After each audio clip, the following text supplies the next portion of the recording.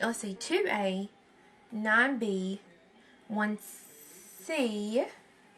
I need to take that A off there.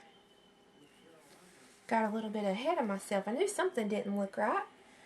So I pick up a C, an A, a C, and a B. It says to let them drop down, which I've done. And it says allow the ninth B, so it's this one here, C, A, C, and B, to form a loop while passing back through the remaining 8 B and 2 A's. Make a half hitch knot here too. So basically I'm going to skip this set of beads and come back through my whole big setup here.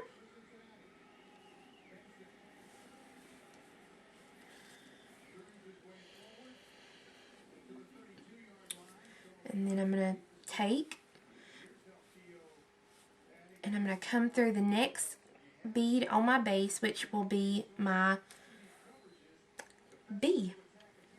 I'm going to take my needle and I'm going to come and tie a half hitch knot in between the B and the A.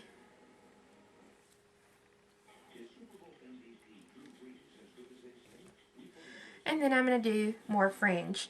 It says to do 6 fringe total, so you'll want to do 1 more of each fringe around the top.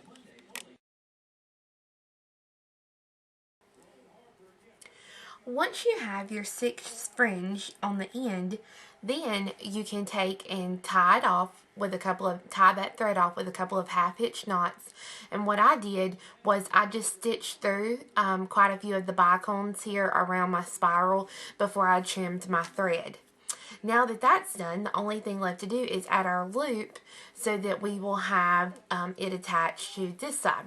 So I've taken my tail thread and have threaded my needle onto it, and you are going to stitch through your beads to where you are coming out of those very first 2 B's here in your row. I'm going to pick up 2B and I'm going to come back through those very same 2B beads so that my new 2 sit on top. Then I'm going to take my needle and come right back through those 2 new ones to get into position to add the next. So essentially what I'm going to do is I'm going to be doing ladder stitch to add these beads. And so I'm going to pick up 2 more B's. I'm going to come back through the same 2 B's I'm coming out of, essentially, I guess you should say, to make a circle. And then I'm going to come right through the 2 B's that I just added. And I'm going to repeat this until I have a strip of beads that is 12 rows long. So 2B, and now while I'm working on my loop here, we'll talk about the fringe for a little while. The fringe is just what Carol has suggested, the length that it is. If you don't like the lengths of your fringe, you can always adjust them to your specifications. That's the good thing about beading. You can pretty much always do what you like to do. What somebody else tells you is what they like, and they're kind of guides, so that's always the good thing.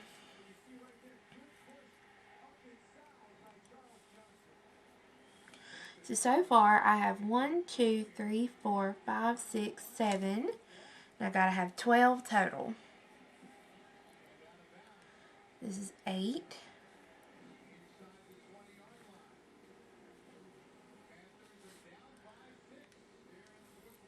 9.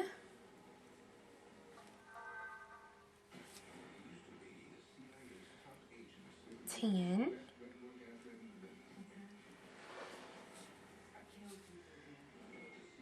11, and now 12.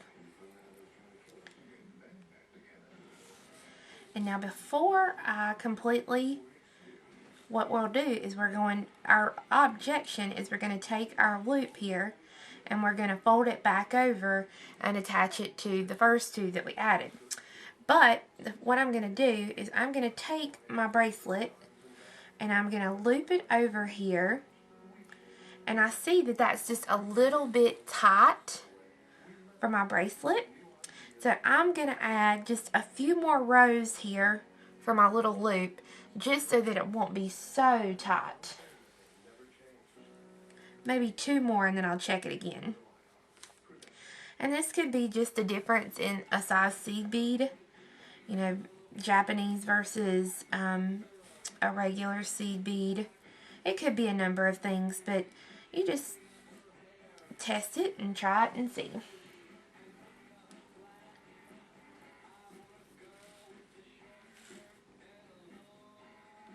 And that looks much better. I think I'm going to do 1 more row just to be safe. Now, once I have my row,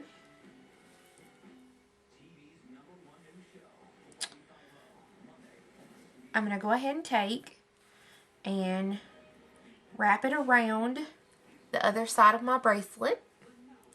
And I'm going to connect by my thread is coming out this side here. And so I'm going to come back to the very first row of beads that I did. And so I'm going to come back towards myself through those 2 beads.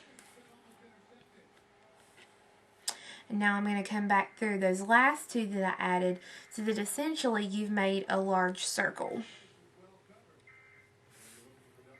to connect them. So now you're going to go through that 2 sets of beads a couple of times just to reinforce them really good, so that way it doesn't come apart. And then of course we can't leave that little bitty loop like that. We have to embellish it so it will be fabulous. But I'm running out of thread, so let me add on just a little bit of thread and I'll be right back. Okay, I've got my thread added, and I'm going to add some little decorative edging to the loop to make it look a little bit better. So I'm going to be using my size 11 seed beads. And basically what I'm going to do is I'm coming out of that very first color B that I was coming out of. Got 3 color A, and I'm going to come down through just the color B, just that one on that side, right next to where I'm coming out of. And then I'm going to come right up through the next color B. And this is where you might need a little bit of a stiff needle to get through there, because these are going to be little tight spaces. But once you work, I pick up 3 again. I'm going to come down through just the very next B on that side, and then up through the very next B.